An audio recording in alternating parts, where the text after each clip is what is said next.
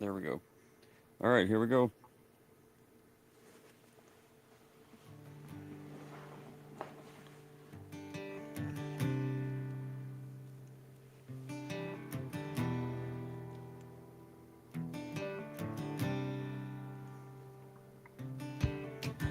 It was Texas, it was Tennessee.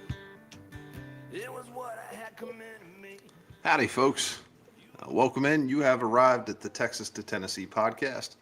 My name is Steve. Up top, that is Dr. Gravy. Welcome in, Howdy. sir. How are you? I'm doing good. Doing Good, man. good. Tonight, privileged to have Addison Johnson joining us for the second time. Hmm. Welcome in, Hey and guys. Addison, good to see you. Hey man, thanks so much for having me. Great to be back on with you guys. Yeah, I'm super fired up because first time through, Soul Gravy wouldn't let me on the show. So I know excited. that's why I came back. I appreciate that. I appreciate that. I was trying to Um, think about that and why that happened that way. I think we had to do an early daytime recording. I think. Yeah, yeah, could yeah, I could think so. very well be. I'm sure I didn't have a great excuse for not being there, but I'm thrilled to be here tonight. Folks, we see you on YouTube and Facebook. Thank you for joining. If you're there, this will be the only, maybe the only selfless promotion for tonight. But if you're on YouTube, that's kind of our preferred place. All the cool kids hang out there. That's where the great questions come in. Feel free to hit the subscribe button. It is free. If you don't, just that's okay. Thanks for being here. We appreciate it. Addison, maybe to get started, in case somebody didn't get to see episode 42, could you maybe take a couple minutes and give us a little bit of your backstory? Yeah, for sure. So I'm originally from Greensboro, North Carolina.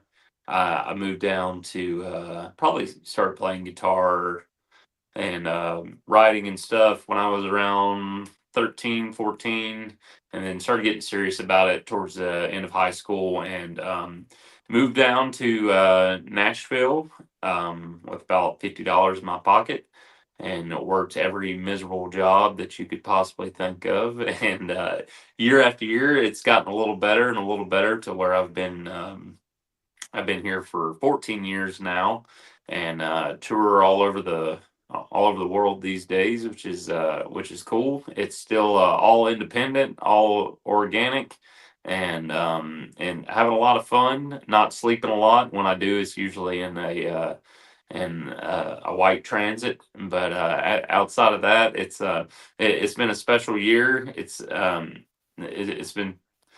it's been best year I've ever had, and so excited to get some new music out there. Finally, it's been kind of working towards that, and so it's a big week here in my household for sure. Sorry about that. Absolutely. Well, folks, we do have a treat for you tonight, so hang around at least till halftime. But you mentioned new music coming out. New Yeah, music is coming out within 36 hours, maybe less. yeah, man. My new single, "Maybe I'm Lonely Too," and I've been really excited about this song for a while because it's kind of given me a chance to pay homage to a few of my influences that I've never got to pay homage to, and I really have gravitated over the years to to Etta James and Ray Charles and folks like that. And obviously, I sound super country and stuff. Anything I sing is probably gonna fall in the realm of that traditional countryside and stuff like that. But kind of letting some of those influences bleed through on this production was something that I wanted to do and thought that the song called for. And my producer, Luke DeJanes, he did a great job of executing that and kind of bringing that to life and stuff. And, all this new stuff that I'm doing, in the past, I did full band records and, very Nashville style, which, very talented studio musicians and stuff like that, Opry players. And, love those records, extremely proud of them. But this one is kind of more in the vein of what I'm doing these days with the acoustic guitar. And so while there is a lot of talented pickers on these first two songs, with the conspiracy song coming out back in April, and then maybe I'm Lonely Too coming out here at the end of the week. it's all centered around the acoustic guitar. So that's something that I've been wanting to do for a while to kind of make that transition easier for the live show to the product that you're taking home with you and stuff. And so finding new ways to do that has been extremely interesting because I think there's a lot of acoustic records out there. There's some that have done it really well, like you think about like Steve Goodman or John Prine or Townes Van Zandt and guys like that. And then there's some people that do it and it sounds like they recorded it in their bathroom. Yep. And so it's trying to find that that that vibe and also adding your own personality with minimal input from other instruments. It's not an easy thing to do, but I feel like we executed it really well for this song, and I'm excited for everybody to hear it. Well, we are excited as well. I don't get to say it very often, but I think we have a world premiere tonight. So ahead of time, stick that's around, it. folks. Yeah, all right. Very cool. We've had a couple. It's been we've had a Yep. Tennessee Jet. Yes, we that, did. and, TJ, several. Oklahoma Rose, I think. Which was is, one. Yeah. which tied to you did some shows with TJ too, right? Yeah. That's Yeah, cool. man. TJ is a monster, an absolute monster. Got to play down in Texas with him. But he was incredible. It was we've known about each other for a long time, and I've known him through Alex and stuff. But actually getting to play with him and stuff, that was a great show. Absolutely. That was full band TJ as well. Oh yeah, man. Yeah. He brought it down there at Love and War in Plano for I sure. love to see him full band. I've never seen. He was always solo. So Yeah. Yeah, his solo shows are pretty fun too, especially when he pulls out the one-man band show. Oh no, He it's doesn't do definitely that Yeah, often for sure. anymore. he's a talented dude. But Yeah, yeah, he I is. would just like to see that other side Absolutely. as well. So Yeah, All right, I'll send I you have a pictures. hard enough time playing my guitar as it is, so I try to stick with that. No idea how he does that. It's crazy. All right, well, this is the section of the show that both of our fans love. So we are going to do Why Are They Famous? Greensboro edition. Yeah. Addison, born in Greensboro, North Carolina, North Central North Carolina. Would that be right? Or is it just Yeah. Central North Carolina? Probably just Central. Just Yeah. Central. Okay, Central. I used to live in Raleigh, a Yeah. little south of Raleigh, so down the Yeah. road a little bit. Population of about 300,000 folks. We have a phenomenal list of people to quiz Dr. Gravy on tonight, so okay. I have confidence in you. Let's see Saying how this Dr. goes. Gravy before I enter these wrong just seems like a even more of a setup. But Well, we're not sure what kind of doctor it is. we're to be fair. practicing Right. these just like practicing medicine. So Also, Addison is I don't know if he's the second and third guest from the state of North Carolina. I thought we had more than that, but I went through and checked. BJ BJ Barham, episode 67. You'll hear me reference episode 42 tonight a few different times. If you haven't seen that, that's where all the good questions are going to be. We'll see what happens to this tonight, but go watch Addison on episode 42. Soul Gravy did a great job. thank you. All right, we are off and running. I'm going to start easy for you. We're also going to start alphabetically. Okay. Keenan Allen. He is an actor, comedian. No. Who am I thinking of? I'm Keenan. Saturday Key and Night Peele, Live. maybe? Oh, no. Oh, yeah. Same first name, different last name. Yeah. Well, I figured that part out. Keenan Allen is a football player. He is. Any guess who he plays for? A lot of different He's people. in your conference. He played for a bunch of people. I think he's largely played I for think one he was team. a Cowboy at one point in time. No, No. he plays for the Chargers. He's been with the Chargers forever. So, big, tall guy, great hands. Anyway, whatever. All right, that was I'm thinking of, yeah. Keenan Allen. Anyways. All right, this one a little bit more difficult, also alphabetical. Tom Alston. I don't think I'm familiar with Tom. Tom was the first African American to play for the St. Louis Cardinals. Okay. Trying to keep it in your wheelhouse, but I think Right. he might have been a little bit before your time. Probably so. Jeff and Joe Bostic. You get a 2-for-1 here. Are they related to Mr. Boom Bostic? No, I don't think so. I'm not familiar with their work. I don't think. All right. Well, they were really good offensive linemen in the NFL. So Okay. we're going to pick it up here. Chris Daughtry. He is a rock and roll singer from. He was. Started off on um, not America's Got Talent. The other one. The other going one, blank. yeah. American Idol. Yeah, that one. Yep. I don't know what season it was. Me 'Cause neither. I don't watch that show, but I think he won, or at least was in the. He was on there. So I saw shout him. out to Chris. I saw him live a couple, or at least one time. He did a hell of a cover of "Hey Man, Nice Shot" by Filter. Ah, oh, very cool. A great cover of that one. Nice. All right. This will take you back to your youth, maybe. Rick Dees. Rick D. He's a DJ. He is. I Yeah, really opened from, the door for from you on Memphis. that one, but you didn't take the bait. Yeah. Well, I thought he was there for a second. But We he were was hopeful. he was in Memphis Yep. at Famous. WHBQ, which they turned into a sports station that I worked at. Oh, there you go. Shout out to Rick D. You got to say hi to Right. him on the wall every morning. Uh-huh. All right. Dino Hackett. I don't think I'm familiar with Dino. Dino was a linebacker, played for the Chiefs in the 80s. Okay. So just missed your time there because I know you're super young. Brendan Haywood. Oh, yeah. Brendan is, Mm-hmm. I believe he's a basketball player. He is. Yeah. I know he played for the Mavericks for a while here in Mhm. Dallas, but I think he played some other places too. I think so too. All right, good job. He played for the University of National Champions as well. Which is that? North Kentucky. Carolina? Or which one is that? There's a couple. Is it Duke or He played North in North Carolina? Carolina. U U NC. N C Yeah. Okay. University of National Champions. Totally Got it. makes sense. All right. All right. Next up, this one a little tougher, maybe. O. Henry.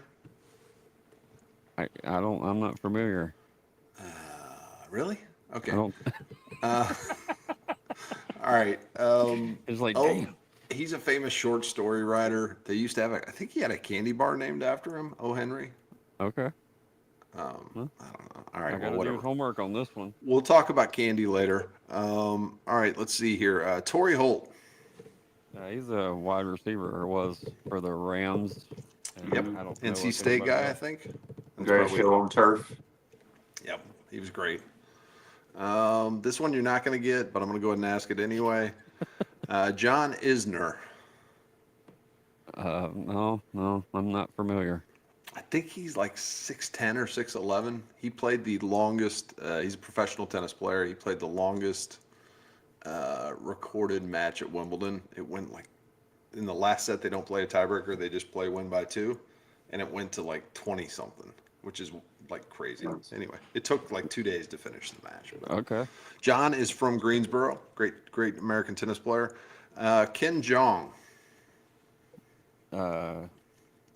No. Jeong. I know what you're I don't thinking. think I'm familiar. Okay. Ken is a pretty famous comedian. He was in the TV show Community. Was also on what's the movie? Okay, I am familiar. Okay, I thought I was wrong, but he Yeah. was in The Hangover, and he's Yeah, in, that's he's the one in, I was thinking of. He's Yeah. in He's been in a lot of things. the Masked Singer. Yep. Okay. Yeah, he went to Duke and Carolina. All right. This one is. I'll just give you a hint. This one's Okay. baseball adjacent. All right. Major Doc- Dr. Frank Jobe. League. I'm not familiar.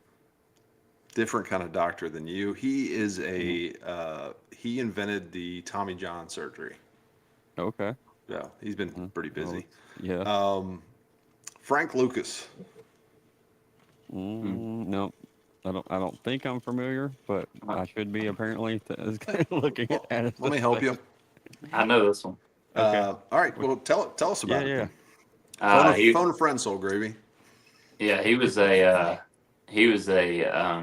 well, a mobster, more or less. That pretty much. I mean, he ran like all the way into the mafia. and everything else. American Gangster by Okay. Denzel is what Frank Lucas is about. Okay. All right. Yep. Saw that not long ago for the second time. Yeah, he was something else for sure. I think he might be out of jail now, but he was in jail for Yeah, a he's while. out. Okay, shout out to Frank. Yeah. All right, Yeah, we love Frank. Thanks for watching, Frank. appreciate you being here. Uh-huh. Tune in next Tuesday. Low Water Bridge brand. All right, Dolly Madison. No, not familiar. I don't think. Dolly Madison was a first lady. She was the wife of President James Madison from Greensboro. I figured that second part out after when you Yep. said first lady. Got a few more. Okay. Danny Manning. Danny was a basketball player Yep. for Kansas. He And, was University of Kansas. Phoenix Suns and Clippers. I think the Rockets, but I'm not sure. Maybe he was drafted. That was during that was during The the dark NBA period? Jam days. Oh yeah. Okay. Well, I think he was drafted and spent And the most of his career with the Clippers because he Okay. was on that when Donald Sterling owned the team. Yeah, oh yeah. Yeah, that whole thing. All right. Don't go too far, Soul Gravy. Bob McAdoo. I know that name. I'm pretty sure he was a football player, but I'm not 100% sure. And he's a basketball player. Oh, that's right. Okay. Yep, that's right. Edward R. Murrow. No, I'm not familiar. He super famous radio broadcaster, television journalist. I think he's the one. If you ever see the video of the Hindenburg going down, Okay. he's the one doing the play-by-play. You know, like whatever. Yeah. Anyway, it's old timey for sure. So we'll give you a pass on that one. Fred Neal, and I'm going to help you a little bit on this one. Okay, but good. Unless you know who Fred Neal is. I feel like I should, but no. Middle name Curly. Curly Neal. Yes. And what was he? He was Curly Neal. I know. I'm Meadowlark Lemon. Does that help? No. Harlem Globetrotter. Okay. So he Little was short, a bald he was guy. a basketball player. Yeah, that's Yep. right. Okay. Three more. And I'm they gonna guessed on Scooby Doo when I was a kid. There you go. I know exactly what you're talking about. All right. There we go. Ricky Prohl. I believe he was a football player. Yeah, he was a wide receiver. Yeah. Okay. I think he played for the Cardinals, maybe. Nicholas Sparks. I'm not familiar. I think I know the name, but I can't remember. He's an author. He wrote a bunch of, man, I'm not really doing him justice, but a bunch of books that, A bunch like of good House- books. this is a little, housewives would like. Okay. So, shout out to I got you, Nicholas. I got you. Yeah. And then last but not least, Cody Ware, and this will take us into the next topic. Well, no, I'm not familiar. I don't think. All right, he's a current. I think we determined it's not Winston Cup anymore, but he's a top level Okay, NASCAR okay. driver. So I got he's, you. Yeah, shout out to Cody Ware. All right. Addison, thanks for putting up with that. Yeah, That that was was great. Yeah, Soul Gravy's done better, to be honest. It wasn't Yeah. his best showing, but whatever. Yes, summertime makes it hard to do trivia It does. after a hot day at work and then eat dinner and then come in, and then you're supposed to think. Yeah. Who So does that? yeah, I know. I didn't sign up to think. Well, we're slowly getting smarter, so I Okay, think it okay. helps. Yeah. Okay. For the people. Yep, for the people. NASCAR specifically, and I know you were born in Greensboro and might have transitioned at some point out of Greensboro, but to me that always felt like kind of the heart of NASCAR country. Yeah, man. It absolutely it was for sure, and even where like my grandparents were and stuff, just on the over on the Randleman side, kind of Oh yeah. Greensboro, you had the Petties that Sure. literally were 3 miles down the street from my grandparents' house, and we would see them all the time. The Earnhardts, obviously, a huge part. I knew a ton of them, a ton of their family. Um, was actually having a conversation with somebody the other day, like growing up, kind of when I grew up in North Carolina, Yeah. being a 90s kid and stuff, coming up through like at the height of the sport, there would be family functions that we would do. We'd have cookouts and stuff, and people would literally be wearing their pit crew uniforms, coming to the cookout after they just left the track. It was Mm. just like, family and friends. Everybody knew somebody that worked in the sport or this and that. So, and still to this day, like I got my love for racing from like my grandmother and my grandfather. Their first ever date was I believe it was I'm probably gonna get this wrong, the 1987 Winston, when Earnhardt passed Bill Elliott through the Oh grass, the yeah. pass Passing the through the grass. Yeah. grass, Yeah, for sure. or the block through the grass, whatever you want to call it. But and so like it's always been like in my blood, and my whole family has been interested in it. But yes, Greensboro for sure it was a super like melting pot of everybody moving to town to either go to Charlotte or to try to make it in racing. Tons of short tracks, Bowman Gray, Yep. right there. And so yeah, well, lots of history and stuff there in the Piedmont. Yeah, well, I appreciate you sharing that. Soul Gravy told me when I joined the podcast that I'd get to talk sports all the time. Somehow we end up never talking about sports. So Yeah. this was my opportunity, and I haven't got to hear Brendan Haywood in a while. That got me like hyped. I'm like all right, excited. nice. Well, that's great. I had a feeling that we might be able to connect on that. So I lived in North Carolina for a little bit, and trying to explain that culture to someone who's not from there sometimes can be a little tricky, but it's a massive machine and obviously Yeah, that that huge. that that in college basketball, I mean, especially in that time where Kay, Roy, Dean, and um, Coach V and all them were just like they were bigger than life. Yeah, Like you would walk through the hallways and there would be like, even in middle school, and there would be like blue devils hanging off nooses of backpacks, and like and just it's hard to explain, especially here, like even living in Tennessee, because it's just all Vols here, right. and so but there the like I would tell my mom, I would beg my mom not to make me go to school after Carolina would lose to Duke in basketball. And sometimes she'd let me off because I mean the grillings that you would get there were They're just, I mean, brutal. it was awful. Yeah. BJ Barham, huge NC State, Wolfpack fan. I can't wait Hmm. to play a show with that guy because I'm just gonna just roast the entirety of the opening set.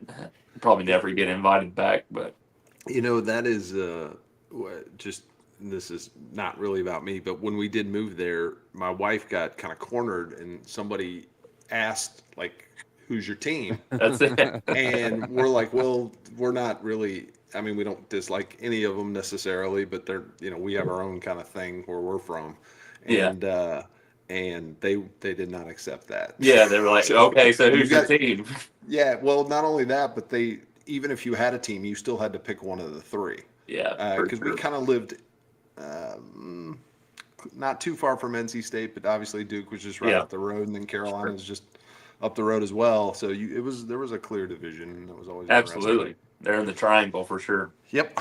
Um, So uh, I'm curious about I'm always curious. I don't know why I'm saying that so much these days. But do you think that college ball the so you grew up in same as me as I think it was probably the height of all of that as far as Yeah, players were with the teams longer. sure. There was more commonality between Loyalty. but Yeah. Yeah, between well just like this year I'm a Memphis Tigers fan and I can't name you one person on the team because yeah. that's just the nature of the way it is.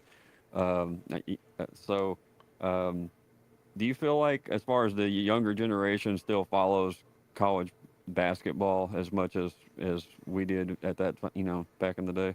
But probably not, and I say that because I don't feel like it's that way here. And Memphis is a basketball town. well, and you look at just the coaches. The coaches were bigger than the game for a long time. Understood. And that's something, that's an aspect of it that I think is not there anymore. Just really because we lost kind of that old guard. But you look at some of those, like those old battles, whether it was like Coach K going up against Gary Williams and going to Maryland and stuff like that. Like And Bob they Knight. all wore suits. Like they were like they were the dons of basketball, and so we all like tuned in to watch, just as much the coaches as we did the players, and sure, guys stayed 3 or 4 years and stuff like that. Money's always going to change everything. Unfortunately, that's just a fact of life. I was just curious. Like we don't like in my area that I don't. The if you go to a Memphis Tigers basketball game, there's nobody there younger than 45. Yeah, sure. That's not When ideal. I was younger, everybody knew Yeah, the stars of the team at the time. So it just yeah. seems like that has not recirculated or whatever you want to call that. Yeah, I think if the NIL's done anything, if the transfer portal wasn't a thing, I think it would be a little bit different where you could sign guys to contracts and stuff like that, and I think that's probably where we're heading Probably. eventually. But it has been something where at least we've had the opportunity to kind of retain players over the last several years with NIL compensation, whether you agree with that or not, is kind of neither here nor there. But we were able to, like, we had Armando Baycott for 5 years and a COVID year, but we were able to do that because we could pay him what he wanted to be paid, and so I think there might be an opportunity for us to go back to where you can have those rivalries and stuff like that, because it wasn't just even your team that you knew everybody. Like I knew everybody on Duke's team and on Yeah. Oh State's yeah. team and on Wake's team, and whoever was coming to town, I knew like who Carolina was going to have to go up against. So I do miss that part of it for sure. Well, it takes a couple years of playing each other to get that, and then Yeah, they're not there absolutely, long enough. So for sure. okay, In the sorry. oh no, it's good. No, I dig it. In the first interview, I feel like it was maybe a missed opportunity. Mm, There was a question about you working at the Ford dealership with oof. Alex, yeah. and we moved on to the next question. I feel like there's some unfinished business there. Anything that you'd like to share about that experience? Yeah, it was man, it was such a whirlwind. So I was actually working. I was driving a forklift at Lumber Liquidators in Laverne, Tennessee, and I was making about $10 an hour there, and I was playing a couple shows a week, just trying to get my foothold in this town in any way whatsoever. And I had just started writing. I had a friend of mine that introduced me to Alex, and I realized that Alex was writing and doing music that I like was super interested in, and we had like-minded tastes at that time. Probably around that 2012 mark, you were starting to get records at High Top Mountain and Sturgill and Edie and AM Country Heaven and all this different stuff was starting to come out, and so me discovering all this at the same time of like meeting Alex is like I didn't even know like this, like you could just do whatever the hell you wanted to do. Like this is Right. amazing. Like I thought you had to do what Nashville said you had to do, and so it really opened my mind. But so we became friends just just sharing that interest in that type of music and stuff. And I was hating my job, and so he talked to the owner over there and was able to help get me a job over at the Ford dealership where we were really not worth anything. The owner loved us, That's and cool. he knew that we weren't worth anything. It was we'd show up hungover every day, like blaring, Waylon Jennings records in the back of the warehouse and stuff like that. he wrecked the parts truck a couple times. Like I screwed up inventory really bad one time. They wanted to fire me over that. It was we were a package deal there for sure. He actually got out of there quicker than I did. And I even worked the parts counter there for a while, and I was working like a full time, like 50, 60 hour a week salary job, Yeah. and then playing 3 to 4 shows a week, 4 hour sets each night, and I'd wake up and then go and do it again and do it again. And I did that for a couple years and realized that it wasn't going to be a good deal. And they actually, to their credit, the guy there kind of let me like tiptoe out of there. I could kind of come in and work a little bit when I needed to, and then I would go out. And so they were a big reason why I was able to go full time when I did into music, just because they let me kind of phase my way into it. So shout out to Ford, Lincoln, and Franklin, even though that we destroyed a lot more than we helped. Well, folks, it just goes to show you that if you have good taste in music, it helps, because I gotta think your owner was a Waylon fan or whatever. Like Yeah, that. for sure, It man. had to help, right? So Mhm. I appreciate you sharing that. Feel like a little peek behind the curtain, but Yeah, absolutely. I know it feels like you've been on here for 3 hours, but we are actually halfway through. Yeah, So it's great. we are ready for the world premiere. I don't know if you'd like to intro the song for us and tell us a little bit about it, and then we'll go quiet on this end. Yeah, like I mentioned earlier, just being able to kind of bring some of those influences that I haven't ever got to touch on previous projects and stuff like that. It's also kind of outlining a new direction for me musically, and not only from a production side, but from a songwriting side as well. And so, trying a bunch of different things on this song. It is still a very traditional song, and I'm just a huge vinyl guy. I think do y'all love records and stuff too? Is that Mm-hmm. I do. yeah? I don't own any, but Soul Gravy owns a few for me. Yeah. I know. Soul Grave's got a couple thousand, and so with this song, I wanted to kind of pay tribute to all my vinyl lovers out there, and that's all I'll say about it. I'll let the All right, song kind of speak for itself from there. cool. If you don't mind hitting the little microphone button, we'll get a best cut of it here. All right, here we go.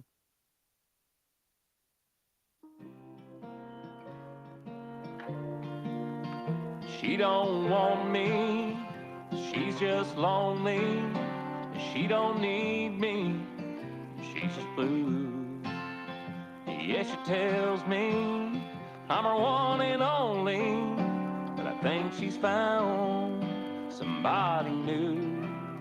Yeah, she don't call me in the daylight, it's like she lives behind the moon. She don't want me, she's just lonely. Well, maybe I'm lonely too.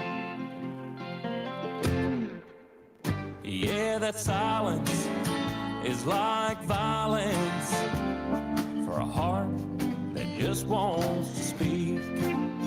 Well, I'm staring at the wall, half hoping she'll call, half hoping she'll just leave me be.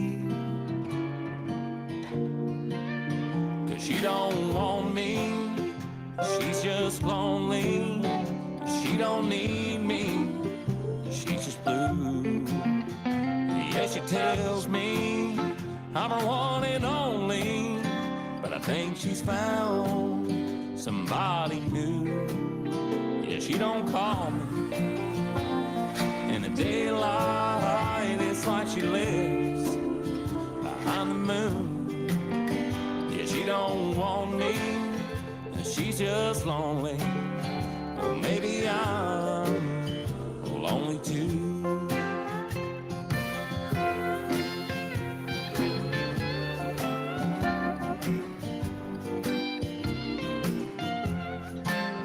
There ain't much heaven after 11, but it's hell sleeping alone.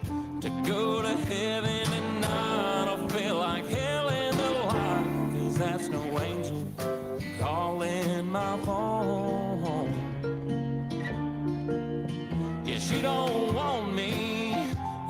just lonely. She don't need me, she's just blue. Yeah, she tells me I'm a one and only, but I think she's found somebody new. Yeah, she don't call me in the daylight. It's like she lives behind the moon. Yeah, she don't want me, she's just lonely. Well, maybe I'm lonely too. She don't want me, she's just lonely.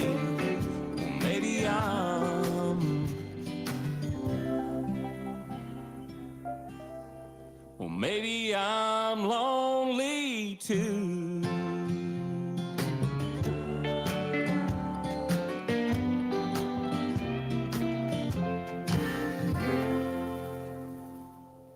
Cha cha cha.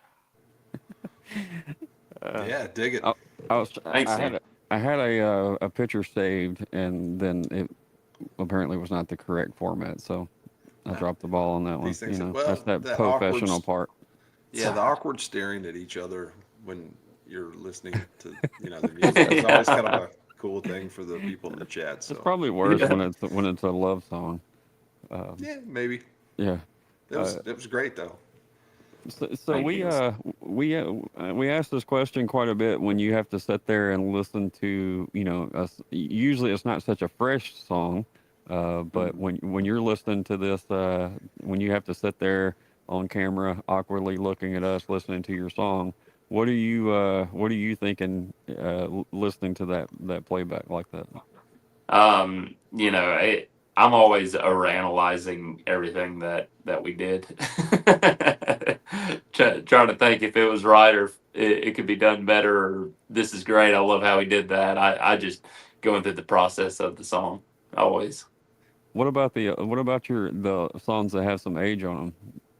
The same thing. Yeah, for sure. I think sometimes it's even just thinking about the time period or where I was when I was recording those songs and stuff like that, and or if it's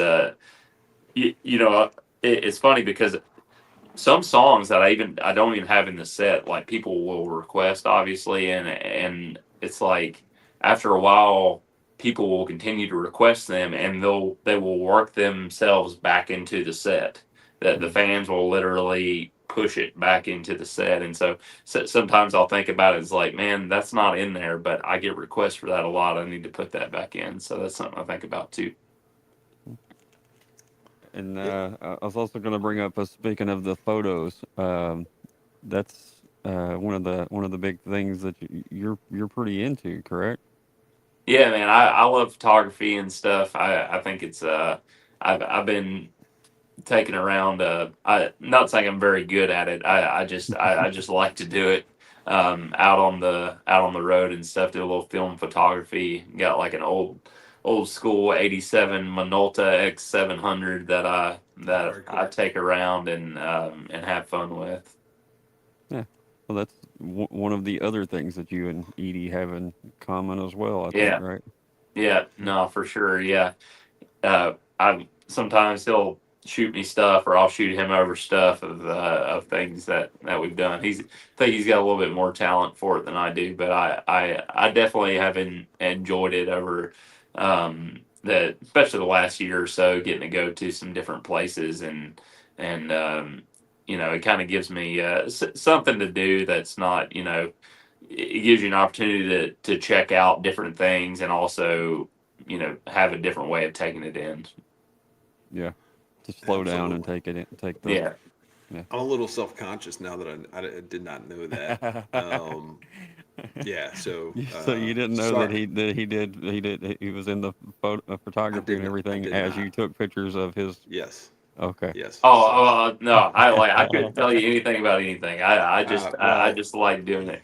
yeah. Well, cool. That is super cool. You brought up Jason. We love talking about Jason Yeah. Edia. I know. I think you're playing a show with him here shortly.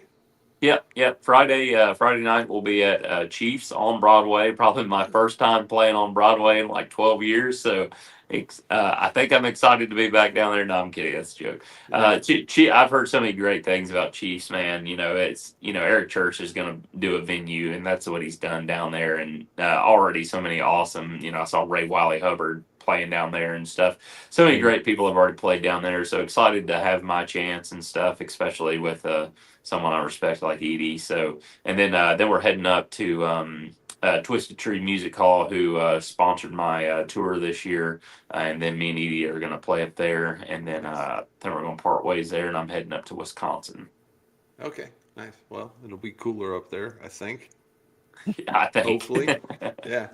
I think last time that I saw you in person, you had just acquired. Hopefully, I'm not giving up too much away, but I think you shared this. So, you had acquired a guitar from Jason. How's that working out?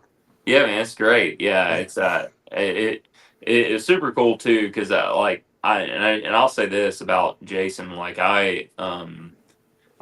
back to those forklift driving days when I started finding out, records like AM and Daylight and Dark and stuff. Man, those records really changed my game on how you can actually do stuff. Adam Hood, the same thing. Chris Knight, all those guys, and so getting now to tour and to know Jason and to know Adam, and that's something that's been super cool for me because there isn't really any one way to do this music thing. There's about 1,000 different ways to do it, and it'll really attack you in every way that you can possibly imagine doing it from the independent side, whether it's physically with just the 120 shows this year, sleeping in a van, doing all your merch, all your setup, all that stuff, a lot of that on your own, to the mental side of just I think we deal with more rejection in 1 week sometimes than most people will in 12 years.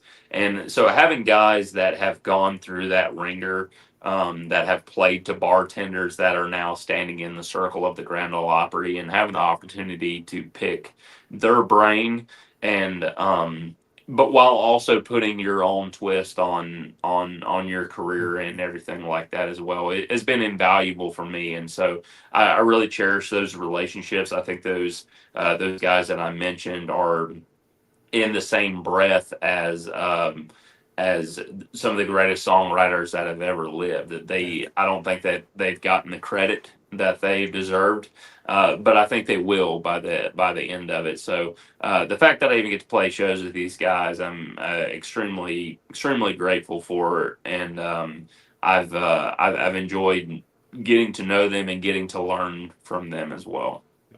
Well, I know they're happy to have you as well.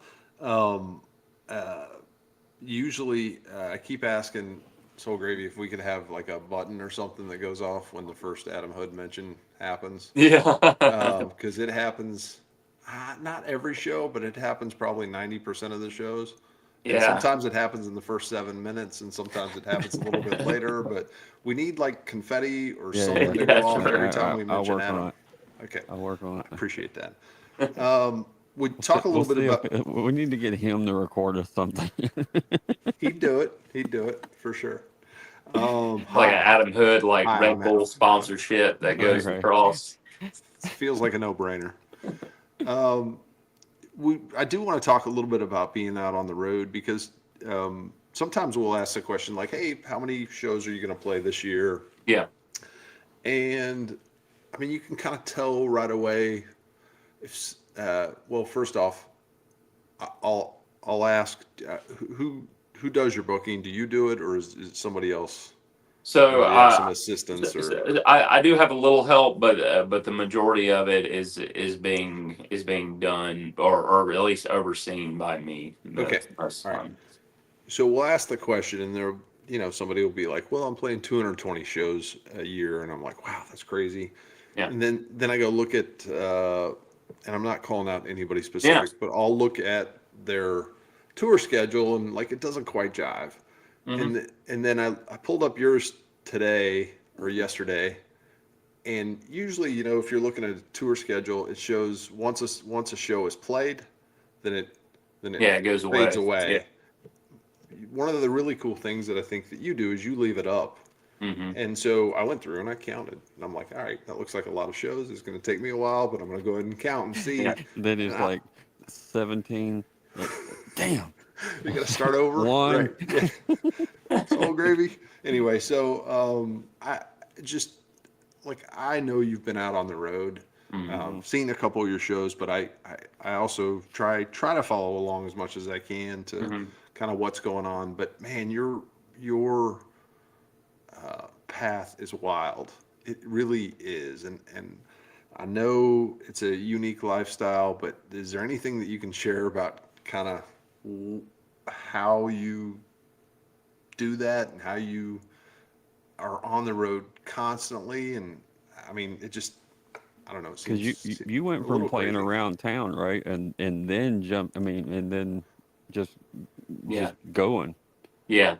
Yeah, man. I don't know. I think it's something for me that just got in my blood, and I just it like I just don't like the driving doesn't bother me. All the stuff that should bother you like doesn't bother me. Like I just not saying that little things don't get on my nerves with touring and stuff like that, Sure. but I just think I've always said that there's two types of people that try to do this. That there's people that want to do it, and there's people that have to do it.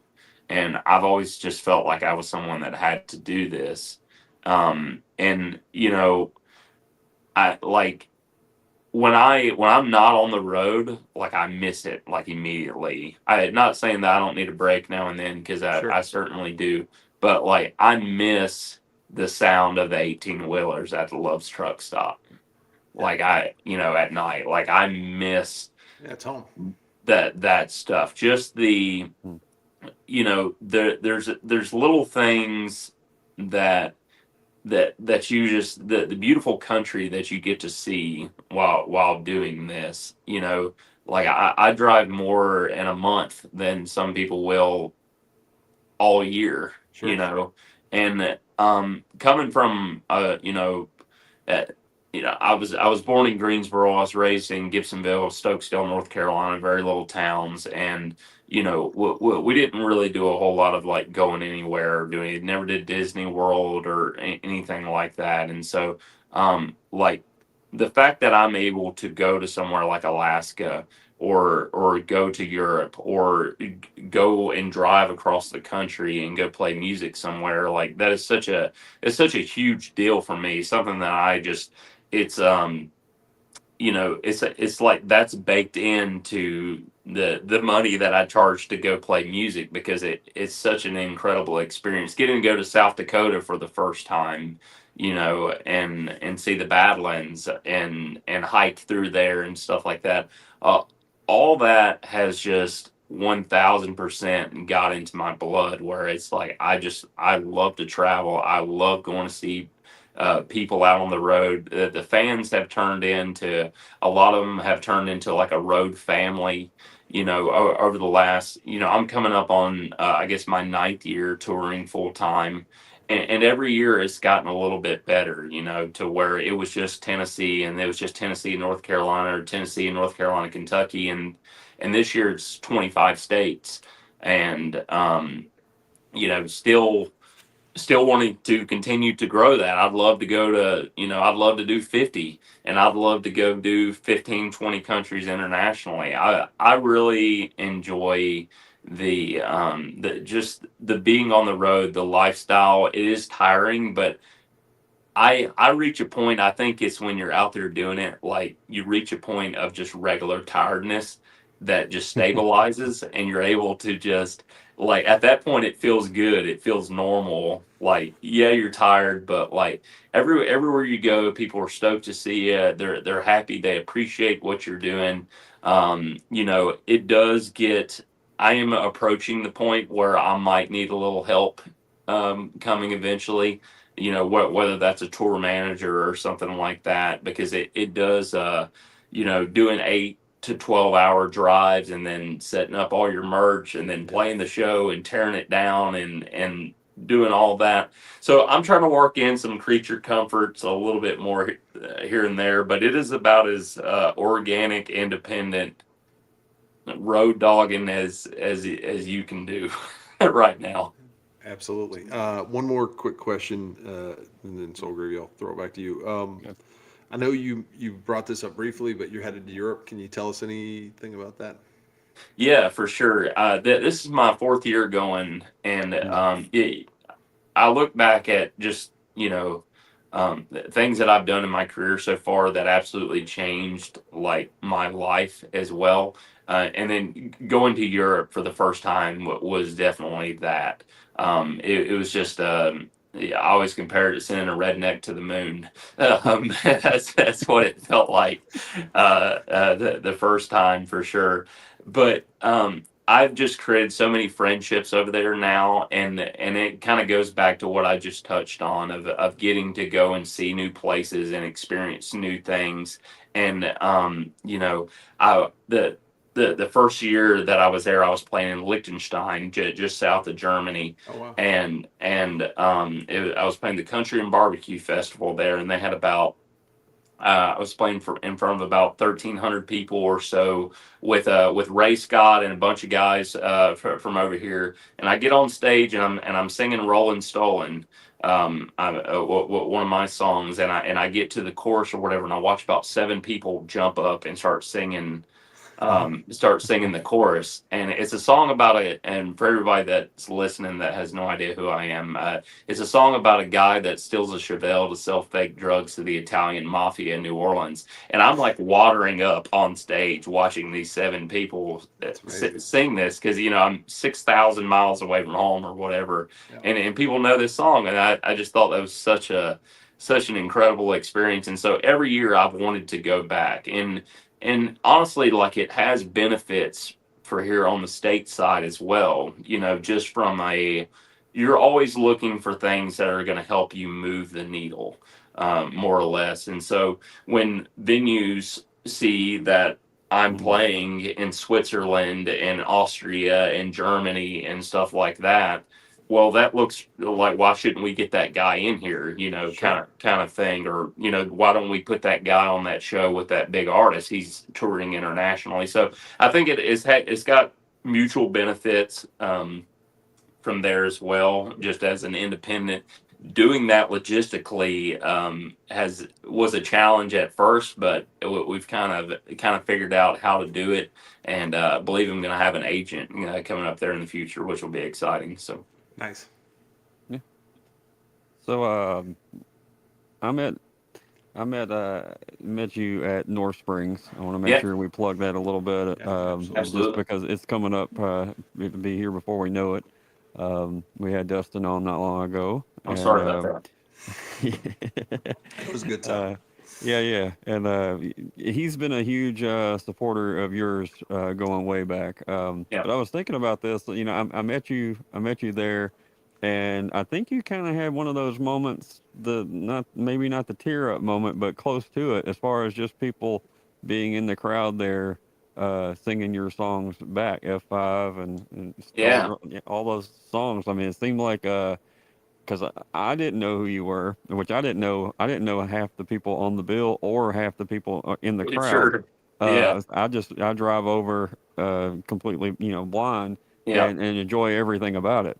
So I'm taking the whole thing in, as far as watching you and then watching the crowd, and then the Yeah. combination of the two. So it was pretty Yeah. cool to see.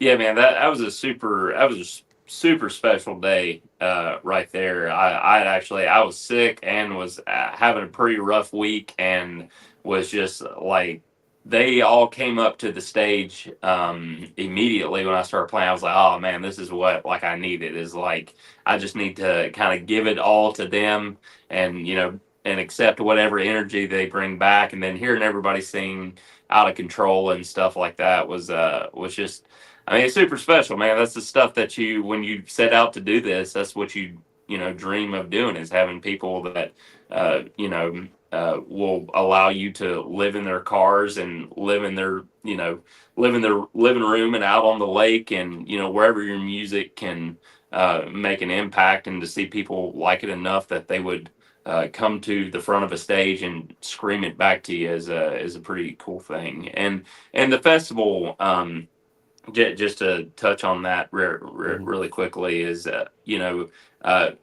I know you have a bunch of followers on here that love independent country music. If you get the opportunity to go to the North Springs Music Festival, it is unlike any festival that I have ever seen.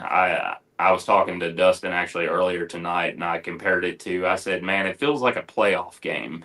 That's what it feels like. It's like the first cold weekend or cool weekend of the year. You have all these big hitting national acts, independent artists coming to this little hayfield out in the middle of nowhere, Tennessee, for the most part, with hills just hanging over everything, and it just has a different feel. And really, it's because like there's not a whole bunch of corporate fingerprints all over this festival.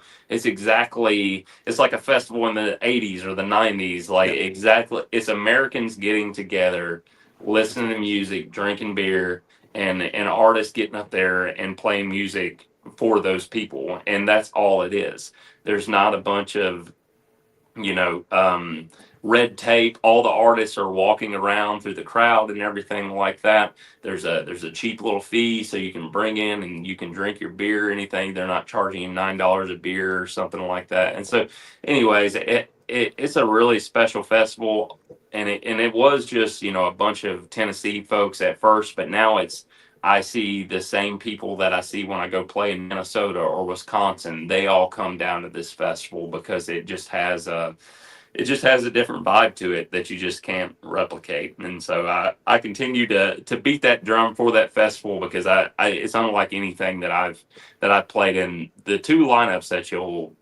I mean, the kickoff party, but Friday and Saturday, I mean, good grief. Yeah. I mean, it is absolutely loaded. So Bunch of killers. yeah, man, and it just feel very honored to even be a part of it. And Saturday is going to be really special. So Friday.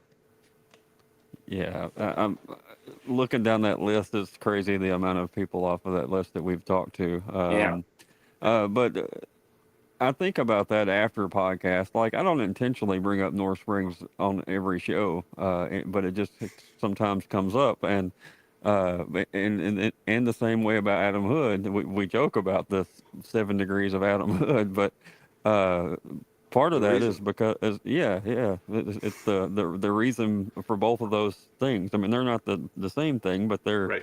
they're both just a little bit extra, a little bit different, a little special in their own Yep. own way, and the way Dustin treats people, Adam, the people of the festival, Yeah. the way the community around the festival is its own little vibe and own or a big piece of that pie as well, as far as why that goes the way that it goes.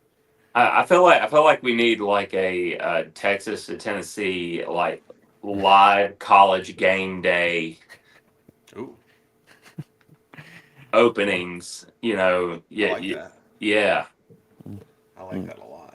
yeah. I Um, think I think I think I think people need it. all right, we're gonna have to think on that. But well, we want to keep to our commitment to have you here for an hour, so we need to get to rapid fire, and then well, I don't think we get to ask you the question again, so I guess we'll finish with rapid fire. Soul Gravy. One other thing, Oh, maybe not. just real quick. Yeah. I just want to point out that I'm pretty sure, like I've met a lot of people that Steve sent my way, right? Hmm. I think you're the first person that Steve has met that I was like, hey, I met this guy at North Springs, blah blah blah, and then 6 months later, you're with TJ and Yeah. Texas. No. Yeah. Absolutely. That's yeah. For sure. I like the reciprocal part of that. No? Yeah, for sure. All right. Okay. All Yeah. right. Well, let's get to rapid fire. You did ask one of the questions, so I'll have to strike that from. I don't want to ask you again because if you give us a different answer, it's going to seem weird. Um, What's an album, Addison, that you purchased more than once? Oh, probably um, Back to the Barrooms, Merle Haggard. Oh, Okay. we just became best friends. Yeah, yeah. I mean, Um, Misery and Gin on there, greatest yep, song yep, ever. one of the Mhm. best. All right. I don't know if this is fair or not, but what would you be doing if you weren't doing music and you can't say working at the Ford dealer? Yeah. Um, Man, I would probably I would probably I've done some stuff in the fishing industry, and I really like that. And I've also, talking to brought up F5 earlier. I grew up super big in meteorology and stuff. I'm really fascinated by weather. Really bad at math though, so I'm not sure that would have panned out. But that they could have sent me out there. I've been the guy like in front of the tornado, like. Nice. Well, to You be would have been fair, the the folks in Dallas are not great at math Yeah. apparently either. They don't seem to get it right. you would have So, been the first weather person saying yonder. Yonder for sure. all right, dinner with one historical figure. Also, what are you having to eat? Oh man, historical figure. So George Jones, obviously. Okay. You're not eating. You're just drinking. Yeah, that's it. Liquid diet. All right, that's a great Yeah. answer. We asked you that last time, so I can't ask you that. All right, I don't think we asked you this one. First concert you attended, and then first concert that you paid to go see. I think my dad took me and my stepbrother to see Lincoln Park. Oh, nice. All right, Yeah. And solid. and the first big concert like I paid to go see, this was actually pretty incredible. This was the North Carolina Ag Fest. I took my old high school girlfriend, and we went up there. I think I paid like $15 a ticket, and we sat 20 rows back, pretty much dead center.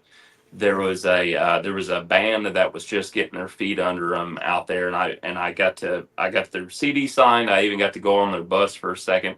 What's their name? Oh yeah, Blackberry Smoke. They were just getting their start. And then there was this other guy that was pretty good. That was on one of his first tours as well. Jamie Johnson. He was kicking off that show. And then Eric Church was on it. Blake Shelton and Tracy Bird. I think that was the lineup Dang. for it. It was a pretty good show. $15. It's pretty 15 good. bucks, man. Yeah. Yeah. I think those guys should stick around and keep doing music. I think so. Yeah, They got a not bad. future in it. Yep. Bucket list venue. Let's do one. And I know you've played a ton of places, but bucket list, one inside of Tennessee and one outside of Tennessee. Oh man. I mean, really, I tell people all the time, I don't really set goals. I don't, that's not really what I do in this. Yeah. But, but I also tell people like I've given up, so much in my life for the opportunity to play 3 songs in a circle. And that's that's pretty much what I want.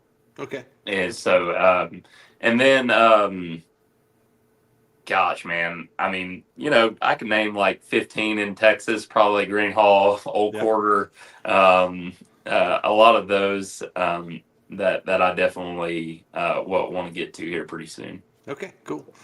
And then this isn't the last question I'm going to ask, but it's close to it. You could put your music on any movie or TV soundtrack. What would you like? Where would you like to see your music? Yeah, I think I've got I think I've got some stuff that would really work on westerns and stuff. Like if I could, I on this past record, Dangerous Man, I wrote a song called "End of a Rope," and I think that would have been, and I wrote it after watching Lonesome Dove, the blue duck scene, Yes. and so Yeah, okay. I think that sense. song would have really fit in that vibe, or it or kind of anything that 310 to Yuma, any of that stuff would probably work.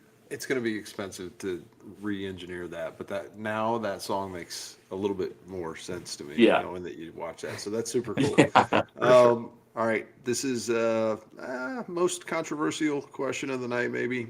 Yep. Tribute bands, yay or nay? Um, I think I'm nay. Nay. All right. Fair. That's it. That's perfect. All right. Yeah. Soul Gravy, I'll kick it over to you. Okay. All right. So, do you remember what your what the answer was to the Little Debbie question? Yeah, of course, zebra cakes. Okay. All right. So there was the glass bottle cokes, That's it. and then Oh yeah, the Reese's the Cups. Yeah, uh-huh, and then yeah, and Somebody's then starting to salivate. yeah, yeah, a little bit. and Oh, then oh yeah, so part I just wanted to just to do that for the hell of it, but two, you had somebody actually come to one of your shows yeah. after your first visit to this podcast and bring you a goodie bag. Can you tell folks Yeah, about for that? sure. It's so cool, man. I love that y'all do that. And you asked that question because it gave me my great grandfather is the one that that had all that at his house all the time. Like that was like his three major food groups right there: ice cold bottled Coca Cola, Reese's Sure. Cups, and zebra cakes. And I honestly cannot remember eating anything else while I was over there. Nor did I complain. But so I appreciate you doing that because it just gave me a chance to like to think back on that. But Hmm. after we had talked, I had some friends that kind of brought me an Easter basket while I was playing at Route 33 out in Wapakoneta, and I just thought that was super cool. It's people are so thoughtful, man, and like I've been given some super cool things over the years, and that one was like they also gave me a signed um, um, John Anderson hat as well, which Oh, I wow. thought was pretty awesome. That is. It's amazing. Yeah, yeah, definitely. Yeah, I was pretty blown away by that as Yeah, well. And I mean, I'm not the artist on stage or whatever, but just to know that people listen. I mean, I'm sure it's a similar thing from you, just to know that people are paying attention. for sure. And my favorite's been the has been like everybody knows I'm a huge George Jones guy. Like I'm pretty emphatic about that, and so I've been given some two like super cool gifts. So someone brought me a Elvis decanter and a Flintstone jelly bean jar Oh, from wow. the King is Gone by Yeah. George Jones. And then, but probably the coolest thing that I've ever gotten is someone brought me a signed George Jones record that their grandparents got from when they went and saw George Jones back in the '60s. She also brought me three Polaroid pictures that they had taken of George Jones from the early '60s. And I was sitting here looking at these pictures, and I know all the Jones boys and stuff, and there was a guy in a green suit back behind George Jones that I did not recognize. And then like I cold chill like ran down me, and I realized that I had just been given three Polaroid pictures with Johnny Paycheck playing bass for George Jones. That's insane. Hmm. Oh, man. And Okay.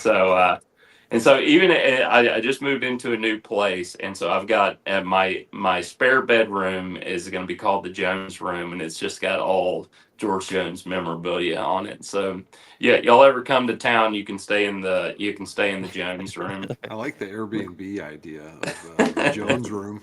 Yeah, The Jones solid. That's great. All right. Well, just right quick, y'all make sure and go pre-save. I know it's coming out in 30 some hours, but go pre-save because it does help Yep. get that on to playlist and whatnot, editorial list. It's important and it's free and it's easy to do. And we've asked you to do it. So if you would do that, we would really appreciate it. While you're there, give Addison a follow. Also, go check out his website and you can see what we talked about with his show list. It's really impressive. And if, Thanks, Mike. yeah, I mean, buy the ticket early. He's coming to somewhere close to you. So go For sure. go buy the ticket. It means the world. So Absolutely. appreciate having you on. Thanks for joining. Thank you all for being here. Yeah, thanks, guys. I appreciate y'all. Thank you. See you.